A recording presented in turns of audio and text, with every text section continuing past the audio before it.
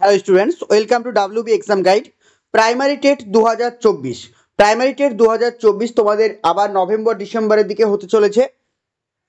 তো তোমাদের যে প্রিপারেশন কিন্তু এখন থেকে নিতে হবে, কারণ তোমরা 2023 সালে যে প্রশ্নপত্র দেখেছো যে শুধুমাত্র এমসিকিউ যদি আমরা প্র্যাকটিস করি তাহলে কিন্তু পরীক্ষায় আর কিন্তু হুবহু কমন পাবো না। আমরা কিন্তু কনসেপ্ট ক্লিয়ার যদি করতে পারি, যদি কনসেপ্ট ক্লিয়ার করে ভালো করে পড়তে পারি, বুঝতে পারি, তাহলে কিন্তু যে কোনো প্রশ্ন আসলেই কিন্তু আমরা ইজিলি তার আনসার করতে পারবো। আজকে যে টপিকটা আমি তোমাদেরকে পড়াবো সেটা হচ্ছে কি মাইক্রো টিচিং। তোমরা প্রত্যেকেই জানো যে আমাদের যে সিলেবাস রয়েছে সেখানে একটা খুবই গুরুত্বপূর্ণ টপিক রয়েছে সাইকোলজিতে, সেটা হচ্ছে মাইক্রো টিচিং। তো তোমরা দেখতে পাচ্ছ এখানে কিন্তু মাইক্রো টিচিং থেকে গত যে পরীক্ষাটা হয়েছিল সেখানে কিন্তু পরীক্ষায় প্রশ্ন এসেছিল। তোমরা দেখতে পাচ্ছ, দেখো মাইক্রো টিচিং থেকে কিন্তু পরীক্ষায় প্রশ্ন এসেছিল। তো প্রত্যেকটা জিনিস কি বা কাকে বলে, প্রত্যেকটা জিনিস তোমাদেরকে ভালো করে কনসেপ্ট ক্লিয়ার করে বুঝে দেওয়ার চেষ্টা করব, যাতে তোমাদের পরীক্ষায় যেরকমই প্রশ্ন আসুক না কেন তোমাদের কনসেপ্ট ক্লিয়ার থাকলে আনসার করতে পারবে। ওকে, চলো। তো যারা নতুন অবশ্যই চ্যানেলটিকে সাবস্ক্রাইব করে রাখো আর পাশে থাকা বেল আইকন অবশ্যই ক্লিক করে রাখো, কারণ রেগুলার আমি তোমাদেরকে ক্লাস দিচ্ছি ফ্রিতে ইউটিউব ক্লাসে। এছাড়াও কিন্তু আমাদের পেড ব্যাচ স্টার্ট হয়েছে, তোমরা যদি আমাদের পেড ব্যাচে অ্যাডমিশন নিতে চাও সেখানেও কিন্তু যোগাযোগ করতে পারো। আমাদের পেড ব্যাচ স্টার্ট হয়ে গেছে, তোমরা এখানে আপার প্রাইমারি এবং প্রাইমারি দুটো একই সঙ্গে তোমরা প্রিপারেশন নিতে পারবে, একই ফিজে কিন্তু দুটোরই প্রিপারেশন তোমরা নিতে পারবে। এখানে রেগুলার তোমাদের লাইভ ক্লাস হবে আমাদের নিজস্ব অ্যাপ রয়েছে টিচমিট অ্যাপ। টিচমিট অ্যাপে কিন্তু তোমাদের ক্লাস করতে হবে, ঠিক আছে? টিচমিট অ্যাপে তোমাদের ক্লাস করানো হবে। এখানে প্রত্যেকটা সাবজেক্টকে ডিটেলসে তোমাদের অ্যানালাইসিস করে ক্লাস, এখানে থাকছে তোমাদের previous year question, daily mock test, থাকছে তোমাদের রেকর্ডিং ক্লাস, এছাড়াও থাকছে তোমাদের সঙ্গে প্রত্যেকটা ক্লাসের স্ট্যান্ডার্ড পিডিএফ, যেগুলো কিন্তু তোমাদের পরীক্ষার দিকে তোমাদেরকে এগিয়ে নিয়ে যেতে একান্তভাবে হেল্পফুল করবে। তো তোমরা যারা আমাদের পেড ব্যাচে অ্যাডমিশন নিতে চাইছো, এখানে যে নাম্বারটি দেখতে পাচ্ছ 9647300217, নাম্বারটা নোট করে রাখো, 9647300217। তোমরা এই নাম্বারে হোয়াটসঅ্যাপ করো, হোয়াটসঅ্যাপ করে আমার কাছে পুরো কোর্সের ডিটেলস সম্পর্কে তোমরা জানতে পারবে। অ্যাডমিশন হওয়ার আগে তোমরা অবশ্যই ডেমো ক্লাস করে কিন্তু অ্যাডমিশন নিতে পারবে, সমস্ত সুযোগ সুবিধা তোমাদের রয়েছে। চলো দেখো, যদি আমরা সিলেবাসটা একটু ভালো করে দেখি তাহলে এখানে আমরা দেখতে পাচ্ছি সিলেবাসে দেখো এখানে একটা টপিক রয়েছে কি মাইক্রো টিচিং। তোমরা নিশ্চয়ই দেখতে পাচ্ছ এখানে যে টপিকটা তোমরা দেখতে পাচ্ছ মাইক্রো টিচিং বলে একটা টপিক রয়েছে, এটা কিন্তু আমাদের পরীক্ষার জন্য ইম্পর্টেন্ট। এই টপিক থেকে কিন্তু এবার কিন্তু পরীক্ষায় প্রশ্ন এসেছিল। আজকে আমরা এই মাইক্রো টিচিং সম্পর্কে ডিটেলসে জানবো। দেখো এই প্রশ্নটা তোমাদের কিন্তু 2023 সালে পরীক্ষা এসেছিল, এই প্রশ্নটা তোমাদের টেট 2023-এ এসেছিল, ঠিক আছে? কি প্রশ্নটা দেখো বলছে, শিক্ষক প্রশিক্ষণ প্রতিষ্ঠানে। তাহলে শিক্ষক প্রশিক্ষণ প্রতিষ্ঠান বলতে যেখানে আমাদের ডিএলএড ট্রেনিং করি, বোঝা গেল? তাহলে ডিএলএড যেখানে আমরা ট্রেনিং করছি অর্থাৎ টিচার্স ট্রেনিং যেখানে হয়, সেই সমস্ত প্রতিষ্ঠানে অনুশিক্ষণ মানে মাইক্রো টিচিংয়ের মুখ্য উদ্দেশ্যগুলি কী ছিল বা মুখ্য উদ্দেশ্যগুলির মধ্যে অন্যতম কোনটি?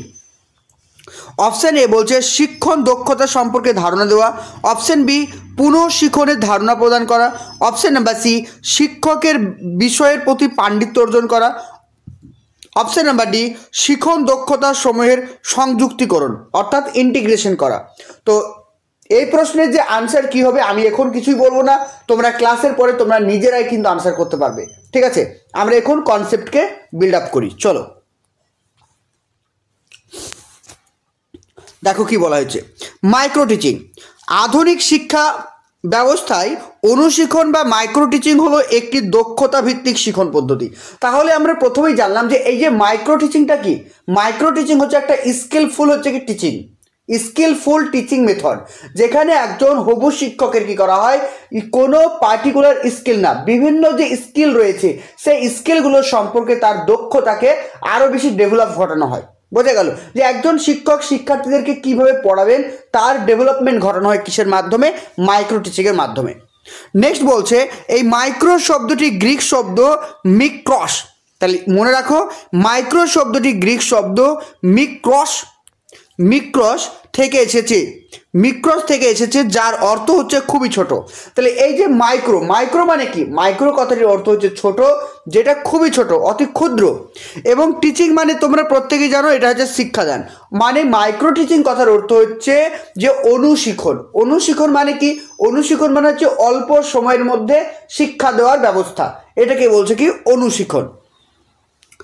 এই পদ্ধতিতে শিক্ষণ সংক্রান্ত সব কৌশলগুলিকে একত্রে আয়ত্ত না করে অনুশীলনের মাধ্যমে একটি করে কৌশল একেবারে আয়ত্ত করা হয়ে থাকে।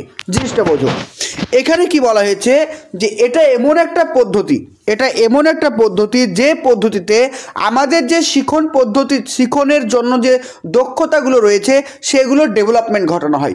কি করে ডেভেলপমেন্ট ঘটানো হবে বলছে, দেখো, কৌশলগুলিকে একত্রে আয়ত্ত না করে। যেমন ধরো আমার বিভিন্ন ধরনের দক্ষতা রয়েছে। কি কি দক্ষতা রয়েছে? প্রশ্নকরণের দক্ষতা, তারপর অবজারভেশন বা তোমার পর্যবেক্ষণের দক্ষতা, শিশুকেন্দ্রিক দক্ষতা। তাহলে এই সমস্ত দক্ষতাগুলো একই সঙ্গে না পড়িয়ে আমরা কি করব? তাদেরকে কোনো একটা দক্ষতা সম্পর্কে দক্ষ করে তুলব, এটা বলছে। অর্থাৎ একটা একটা করে শেখাতে বলছে। একত্রে আয়ত্ত না করে অনুশীলনের মাধ্যমে একটি করে কৌশল একেবারে আয়ত্ত করা হয়ে থাকে। অর্থাৎ অনুশিক্ষণ এমন এক প্রকার নিয়ন্ত্রিত শিক্ষণ পদ্ধতি যার মাধ্যমে নির্দিষ্ট শিক্ষণ দক্ষতাকে বারবার অনুশীলন দ্বারা আয়ত্ত করা হয়ে থাকে। জিনিসটা বুঝতে পেরেছো? কোনো একটা নির্দিষ্ট শিক্ষণ দক্ষতাকে বারবার অনুশীলনের মাধ্যমে কি করা হয়ে থাকে? দক্ষ করে তোলা হয়। ক্লিয়ার? তাহলে এখান থেকে আমরা কি জানলাম? মাইক্রো টিচিংটা হচ্ছে কি? একটা গ্রিক শব্দ থেকে এসেছে, যেটার কথার অর্থ হচ্ছে অনুশিক্ষণ বা ক্ষুদ্র শিক্ষণ। এটা এমন একটা পদ্ধতি যে পদ্ধতিতে একজন হবু শিক্ষককে তার শিক্ষণের জন্য যে দক্ষতাগুলো প্রয়োজন সেই দক্ষতাগুলোকে আলাদা আলাদাভাবে বারবার পুনরাবৃত্তির মাধ্যমে তাকে দক্ষ করে তোলা হয়। এটাকে আমরা কি বলবো? মাইক্রো টিচিং বলবো। যেমন দেখো, আমরা যখন ডিএলএড ট্রেনিং করি তখন কিন্তু আমরা এই পাঁচটি বা 6টি মাইক্রো টিচিং নিয়ে পড়তাম, তাই না? প্রশ্নকরণ দক্ষতা, শিশুকেন্দ্রিক দক্ষতা, তারপরে রয়েছে কি সব ছিল, তারপর তোমার পর্যবেক্ষণ দক্ষতা, এইগুলো এই সমস্ত ছিল, ঠিক আছে? সক্রিয় ভিত্তিক দক্ষতা, বিভিন্ন ধরনের দক্ষতা কিন্তু ছিল, সমন্বয় সাধন দক্ষতা, এই সমস্ত দক্ষতাগুলো ছিল। আমরা কিন্তু মানে একই দিনে সব দক্ষতাগুলো প্র্যাকটিস করতাম না। আজকে ধরো আমি করলাম কি? প্রশ্নকরণ দক্ষতা, তাহলে আগামী দিন আমি কি করব? সমন্বয় সাধন দক্ষতা।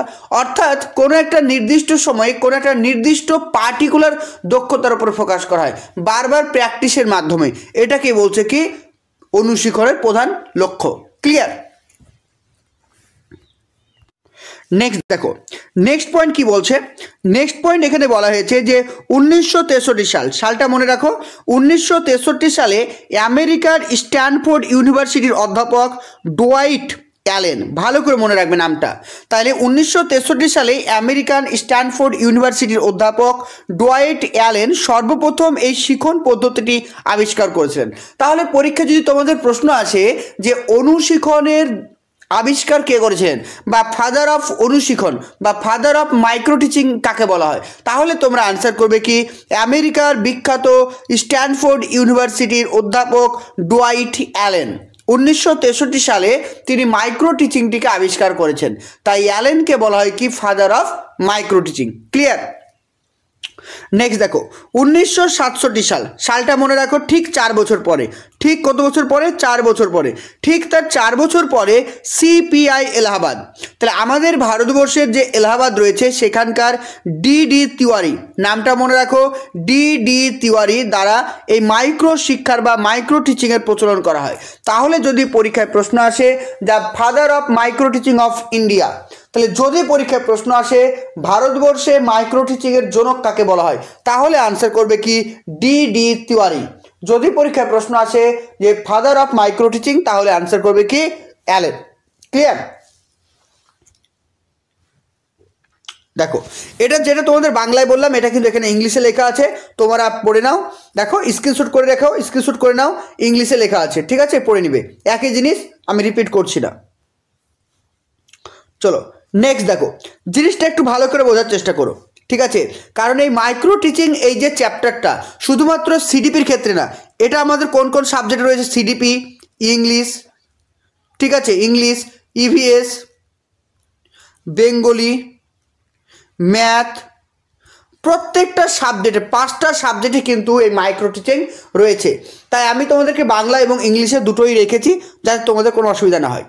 দেখো এখানে আরেকটা জিনিস মনে রাখো, it is also called scale down teaching approach. তাহলে এই মাইক্রো টিচিংকে কি বলা হয়? মাইক্রো টিচিংকে বলা হয় কি স্কেল ডাউন টিচিং অ্যাপ্রোচ। ইংলিশে এই প্রশ্নটা পেডাগজিতে অনেকবার সিটেট এসছে। তাহলে স্কেল ডাউন অ্যাপ্রোচ কাকে বলা হয়? মাইক্রো টিচিংকে। মাইক্রো টিচিংকে কি বলা হয়? স্কেল ডাউন অ্যাপ্রোচ বলা হয়। ক্লিয়ার? চলো এবার দেখো মাইক্রো টিচিং কি কি করছে। মাইক্রো টিচিং আমাদের কি কি রিডিউস করছে। মাইক্রো মানে কি? মাইক্রো মানে সংক্ষিপ্ত। যেমন দেখো একটা স্বাভাবিক ক্লাসরুমের মানে লেন্থ কত বা একটা স্বাভাবিক ক্লাসরুমের ডিউরেশন কত তোমরা প্রত্যেকে জানো যে 40 মিনিট বা 40 থেকে 50 বলতে পারি বা 40 থেকে 45 বলতে পারি, ঠিক কি না? তাহলে একটা স্বাভাবিক ক্লাসরুমের ডিউরেশন কত? ধরে নিলাম 40 মিনিট। কিন্তু মাইক্রো টিচিংয়ের ক্ষেত্রে এর একটা স্বাভাবিক ডিউরেশন রয়েছে, মানে একটা ডিউরেশন রয়েছে মানে স্বাভাবিক, মানে মাইক্রো টিচিংয়ের ক্ষেত্রে সেটাকে কি করা হয়েছে? কমিয়ে।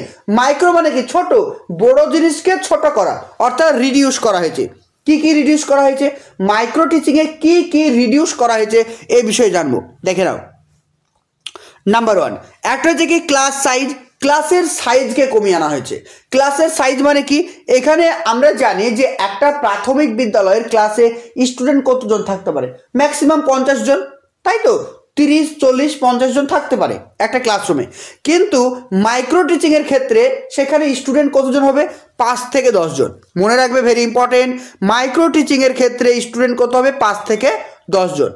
টাইম ডিউরেশন দেখো, তাহলে একটা সাধারণ ক্লাসরুমের টাইম ডিউরেশন কত? তোমরা প্রত্যেকে জানো যে একটা সাধারণ ক্লাসরুমের টাইম ডিউরেশন হচ্ছে 40 মিনিট, ঠিক আছে? কিন্তু মাইক্রো টিচিংয়ের ক্ষেত্রে টাইম ডিউরেশন কত? মাইক্রো টিচিংয়ের ক্ষেত্রে টাইম ডিউরেশন হচ্ছে 5 থেকে 10। ক্লিয়ার? আবার কি করেছে? Topic size. দেখো যখন আমরা কোনো একটা টপিক ক্লাসরুমে পড়াবো তখন কিন্তু আমি পুরো টপিকটা পড়াই, কারণ আমার হাতে লম্বা সময় থাকে, অনেক বেশি বড় সময় থাকে। কিন্তু যখন আমি মাইক্রো টিচিং করাবো তখন আমার টপিকের সাইজটাও কমে যাবে। অর্থাৎ ধরো কোনো রবীন্দ্রনাথের একটা আমি কবিতা পড়াবো আজকে মাইক্রো টিচিংয়ে, সেক্ষেত্রে কি রয়েছে? একটা কবিতাতে 3টে স্ট্যাঞ্জা রয়েছে, 3টে এরকম স্ট্যাঞ্জা রয়েছে। তখন আমি মাইক্রো টিচিংয়ের ক্ষেত্রে কী করবো? হয় আমি মিডিলের স্ট্যাঞ্জা পড়াবো, বা ফার্স্ট স্ট্যাঞ্জাটা পড়াবো, বা লাস্ট স্ট্যাঞ্জা পড়াবো। অর্থাৎ ছোট্ট করে কোনো একটা টপিক তোমাকে পড়াতে হবে, কারণ তোমার ক্ষেত্রে কি রয়েছে? সময় খুবই সংক্ষিপ্ত। নেক্সট বলছে ক্লাসরুম কমপ্লিসিটিস। ক্লাসরুম কমপ্লিসিটি মানে কি? এখানে ক্লাসরুমের যে কমপ্লিকেশন সেটাকে কমিয়ে আনা হয়। অর্থাৎ আমার ক্লাসরুমকে সিম্পলিফিকেশন বা সরলীকরণ করা হয়। বোঝা গেল? তাহলে কি কি রিডিউস করা হচ্ছে?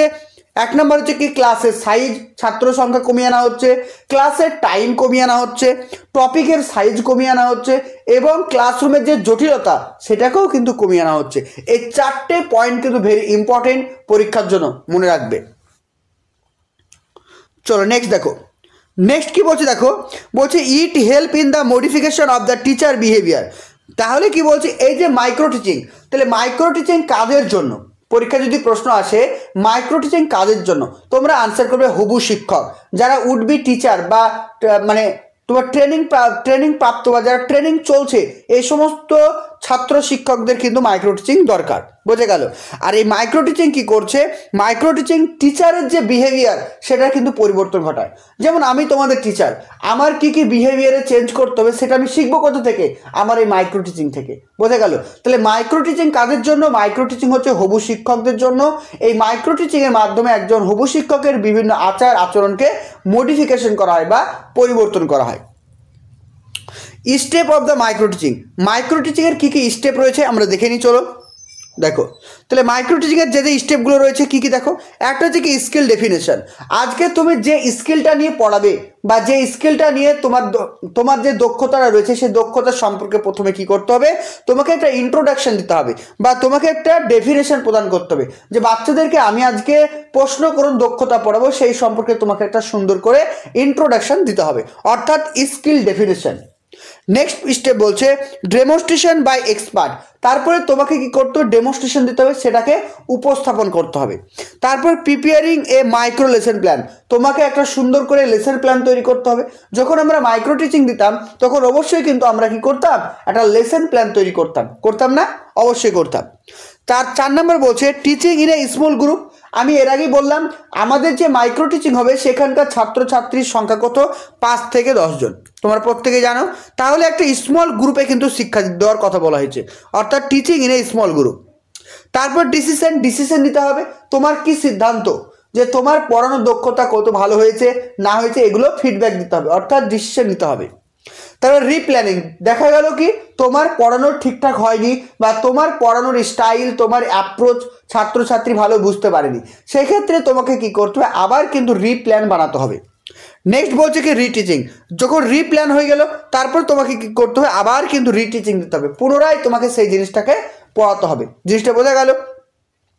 তাহলে তুমি একজন শিক্ষক হিসেবে তোমার প্রধান দায়িত্ব স্কিল ডেফিনেশন, যে দক্ষতাটা নিয়ে তুমি পড়াবে সেই দক্ষতা সম্পর্কে বলা। দ্বিতীয় স্টেজ হচ্ছে কি ডেমনস্ট্রেশন মানে উপস্থাপন করা। 3 নম্বর হচ্ছে কি একটা লেসন প্ল্যান তৈরি করা। 4 নম্বর হচ্ছে কি গ্রুপে পড়ানো। 5 নম্বর হচ্ছে কি ডিসিশন না, এটা হচ্ছে ডিসকাশন। তোমাকে কি করতে হবে ডিসকাশন করতে হবে। কার সঙ্গে ডিসকাশন করবে? ওই যে শিক্ষক, একজন শিক্ষক তার ছাত্রছাত্রীর সঙ্গে ডিসকাশন করবে, ওই যে 5 থেকে 10 জন যে মেম্বার রয়েছে বা স্টুডেন্ট রয়েছে তাদের সঙ্গে ডিসকাশন করবে। তারপরে রিপ্ল্যানিং করতে হবে, তারপরে আবার কিন্তু পুনরায় পড়াতে হবে যদি শিক্ষার্থীরা ভালো করে বুঝতে না পারে। বোঝা গেল? তারপর কি বলছে রিইভালুয়েশন, তারপর তোমাকে কি করা হবে পুনরায় আবার কিন্তু ইভালুয়েশন করা হবে। তাহলে প্রথমবার ইভালুয়েশন কখন করা হলো? তুমি তো এখানে আমি তো বললাম এটা রিইভালুয়েশন, তাহলে প্রথমবার ইভালুয়েশন কখন করা হলো? প্রথমবার ইভালুয়েশন করা হয়েছে এই ডিসকাশনের মাধ্যমে। বোঝা গেল? তাহলে ডিসকাশনের মধ্যে কিন্তু ইভালুয়েশন করা হয়েছে। ক্লিয়ার সবার? চলো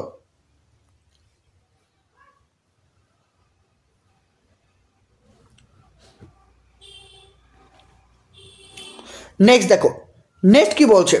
নেক্সট বলছে various skill to practice. Various skill to হচ্ছে কি প্র্যাকটিস। কি বলছে কি কি স্কিল প্র্যাকটিস করাবে? একটা হচ্ছে কি কোশ্চেনিং, এক্সপ্লেনিং, ইলাস্ট্রেশন, স্টিমুলাস, আর হচ্ছে কি ব্ল্যাকবোর্ড স্কিল। তাহলে এই স্কিলগুলো ভালো করে পড়তে হবে। কি কি স্কিল দেখো, এবার আমি বাংলায় বলে দিই। বলছে কি কোশ্চেনিং, কোশ্চেনিং মানে কি প্রশ্নকরণের দক্ষতা। তাহলে তুমি একজন শিক্ষক হিসাবে শিক্ষার্থীদের মধ্যে প্রশ্নকরণের দক্ষতাকে বাড়িয়ে তুলতে হবে, প্রথম পয়েন্ট। দ্বিতীয় হচ্ছে কি এক্সপ্লেনিং, যে কোনো জিনিসকে পড়াতে গেলে তুমি রিডিং পড়িয়ে চলে যাবে না, তোমাকে কি করতে হবে এক্সপ্লেন করতে হবে। আমি যেমন কোনো একটা টপিককে বা কোনো একটা পয়েন্টকে তোমাদের মানে তোমরা যাতে বুঝতে পারো তার জন্য আমি কিন্তু অনেকটা এক্সপ্লেন করার চেষ্টা করছি। তো তুমি একজন যখন শিক্ষক হবে তখন তোমাকে যে কোনো টপিক কিন্তু সুন্দরভাবে এক্সপ্লেন করে বোঝাতে হবে, সেই দক্ষতাকে বাড়িয়ে তোলা হয়। নেক্সট বলছে ইলাস্ট্রেশন। ইলাস্ট্রেশন মানে কি বিভিন্ন উদাহরণ সহকারে বোঝানো, সেটাকে বলছে ইলাস্ট্রেশন। 4 নম্বর বলছে স্টিমুলাস ভেরিয়েশন। স্টিমুলাস ভেরিয়েশন মানে শিক্ষার্থীদের যাতে পড়াশোনার প্রতি বা টপিকের প্রতি আগ্রহ হয়, মনোযোগ বৃদ্ধি পায়, সেই জন্য তাদেরকে কি করতে হবে তোমাকে বিভিন্ন ধরনের মানে মোটিভেশন দিতে হবে, বিভিন্ন ধরনের তোমার মানে উদ্দীপক প্রেরণ করতে হবে, এটাই বলা হয়েছে স্টিমুলাস ভেরিয়েশন মানে বিভিন্ন ধরনের উদ্দীপক প্রেরণ করা। 5 নম্বর যেটা বলছে ব্ল্যাকবোর্ডের ব্যবহার। অনেক শিক্ষক মহাশয় রয়েছেন যারা কিন্তু ভালো করে ব্ল্যাকবোর্ড ব্যবহার করতেই জানে না, ব্ল্যাকবোর্ডে সুন্দর করে লিখতে পারে না। তো ওই সমস্ত শিক্ষক মহাশয়কে ব্ল্যাকবোর্ড ব্যবহারেরও কিন্তু দক্ষ করে তোলা হয়। তাহলে এখানে আমরা কি কি পড়লাম, কি কি দক্ষতা বাড়ানো হচ্ছে? একটা হচ্ছে কোশ্চেনিং মানে শিক্ষার্থীদেরকে প্রশ্ন করার দক্ষতা। 2 নম্বর হচ্ছে কি এক্সপ্লেনিং। 3 নম্বর হচ্ছে ইলাস্ট্রেশন। 4 নম্বর হচ্ছে কি স্টিমুলাস ভেরিয়েশন। 5 নম্বর হচ্ছে ব্ল্যাকবোর্ডের ব্যবহার। ক্লিয়ার? এই 5টা পয়েন্ট কিন্তু ভালো করে মনে রাখবে। তারপর নেক্সট দেখো, তারপরে কি বলা হয়েছে? তারপরে বলছে মাইক্রো টিচিংয়ের কী কী সাইকেল রয়েছে, অর্থাৎ মাইক্রো টিচিং একটি সাইকেলের মধ্যে আবদ্ধ থাকে, সেটাকে আমরা কি বলবো দেখো।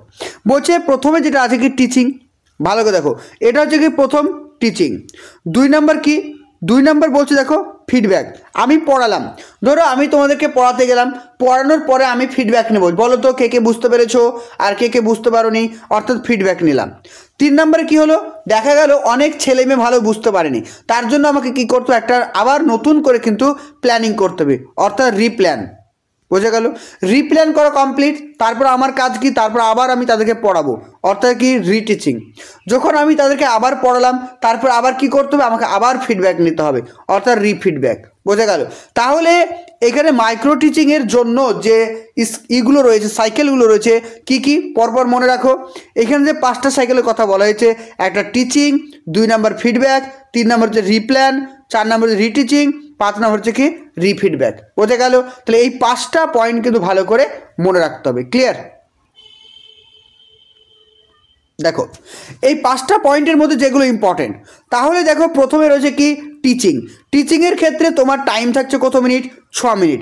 টিচিংয়ের ক্ষেত্রে টাইম থাকছে 6 মিনিট, ফিডব্যাকের ক্ষেত্রে থাকছে 6 মিনিট, রিপ্ল্যানের ক্ষেত্রে থাকছে 12 মিনিট, রিটিচিংয়ের 6 মিনিট, আর রিফিডব্যাকে 6 মিনিট। তাহলে টোটাল হচ্ছে কি 36 মিনিট। তাহলে একটা মাইক্রো টিচিং সাইকেল কমপ্লিট করতে টোটাল সময় লাগছে কত মিনিট? 36 মিনিট। দেখো এখানে প্রথমে টিচিং, আমি বাচ্চাদেরকে কত মিনিট পড়াবো? 6 মিনিট পড়াবো। ফিডব্যাক কত মিনিট নিব? 6 মিনিট। রিপ্ল্যান করব কত মিনিট? 12 মিনিট। রিটিচিং করব কত? 6 মিনিট। আর রিফিডব্যাক করব কত? 6 মিনিট। টোটাল যদি যোগ করি তাহলে পাবো আমি 36 মিনিট। তাহলে একটা মাইক্রো টিচিংয়ের সাইকেল কমপ্লিট করতে সময় লাগে কতটা? সেটা হচ্ছে তোমাদের 36 মিনিট। শুধুমাত্র রিপ্ল্যান করার ক্ষেত্রে 12 মিনিট, বাকি সমস্ত ক্ষেত্রে লাগবে কত মিনিট করে? 6 মিনিট করে। ক্লিয়ার? পরীক্ষা প্রশ্ন আসবে।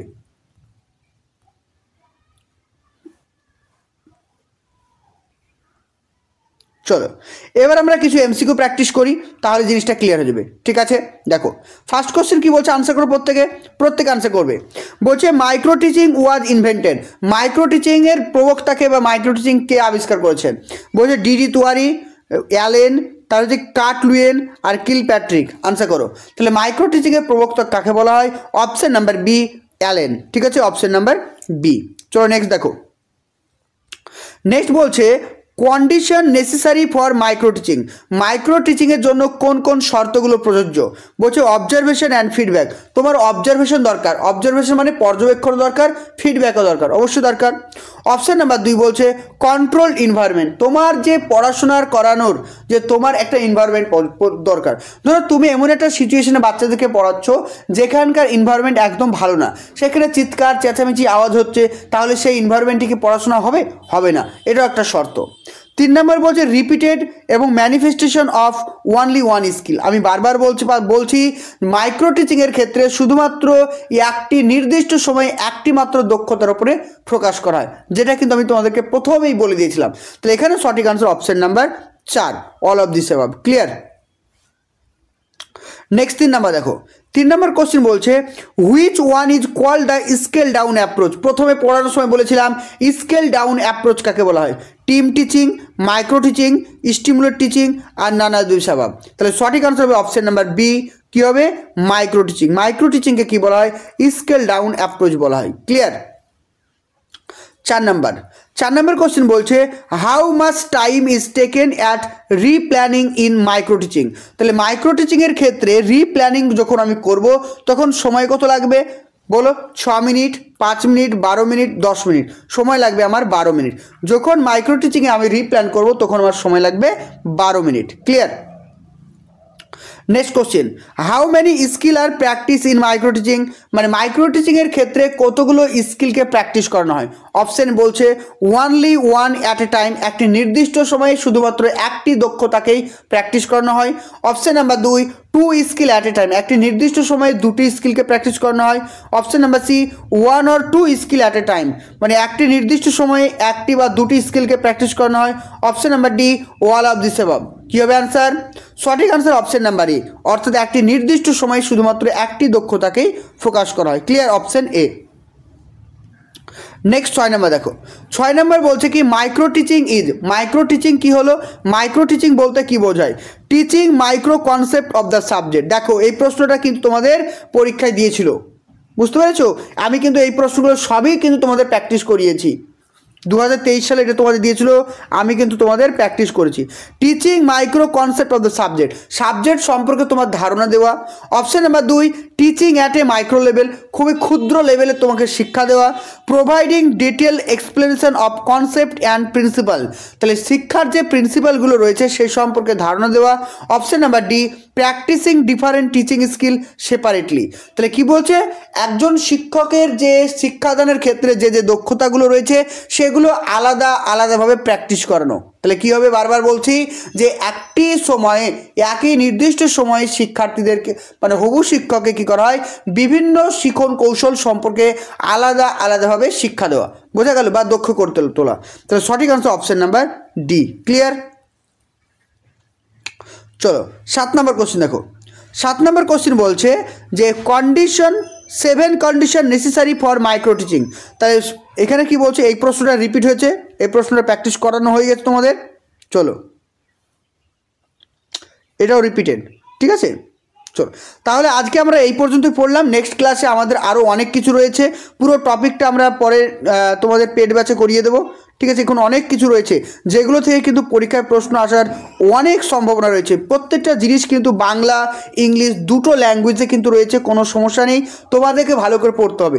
আমি বাংলা এবং ইংলিশ কেন একসঙ্গে পড়াচ্ছি, কারণ মাইক্রো টিচিং শুধুমাত্র সিডিপিতে আসবে না, ইংলিশও আসবে, তাই ইংলিশের পেডাগজিতেও কিন্তু এখান থেকে তোমাদের কমপ্লিট হয়ে যাবে। তো যদি কোনো জায়গায় বুঝতে প্রবলেম হয় তাহলে কমেন্ট সেকশনে জানিয়ে দাও, নেক্সট ক্লাসে আমি সেই জায়গাটা নিয়ে আবার তোমাদেরকে বোঝানোর চেষ্টা করব। আর তোমরা যারা 2024-এর জন্য প্রিপারেশন নিতে চাইছো, আর তোমরা যারা 2024-এর জন্য প্রিপারেশন নিতে চাইছো, তোমরা আমার এখানে যে কন্ট্যাক্ট নাম্বারটা দেখতে পাচ্ছ 9647300217, এই নাম্বারে হোয়াটসঅ্যাপ করো। আমাদের পেড ব্যাচের ক্লাস স্টার্ট হয়ে গেছে। এখানে প্রাইমারি আপার প্রাইমারি দুটো একসঙ্গে কিন্তু পড়ানো হচ্ছে। এখানে কিন্তু আলাদাভাবে কোনো ফিস পেমেন্ট করতে হবে না, একটা ফিস পেমেন্ট করলেই কিন্তু তোমরা সমস্ত কিছু কিন্তু একই সঙ্গে পড়তে পারবে। Regular live class, record class তোমরা পেয়ে যাবে, topic wise class, subject wise analysis এবং প্রিভিয়াস ইয়ারের কোশ্চেন তোমাদের অ্যানালাইসিস করা হবে, যেগুলো কিন্তু তোমাদের পরীক্ষার জন্য ভেরি ভেরি ইম্পর্টেন্ট। তো একদমই দেরি করো না, যারাই প্রিপারেশন নিতে চাইছো 2024-কে ক্র্যাক করতে চাইছো। কারণ তোমরা জানো আজকে ফেসবুক খুললেই কিন্তু একটাই post, I am selected assistant teacher. তো তুমি কি চাও না আগামী বছরে তোমার নামটাই ফেসবুকে বা স্ট্যাটাসে ঘুরে বেড়াক যে I am selected as a assistant teacher? প্রত্যেকেই চাই। তোমার স্বপ্ন পূরণ করতে হবে তোমাকে, শুধুমাত্র আমি তোমাকে গাইড করব। কিভাবে পড়লে, কোন পথে পড়লে, কোনগুলো পড়লে তুমি ভালো স্কোর করতে পারবে সেটা আমি গাইড করব, তোমরা পড়বে।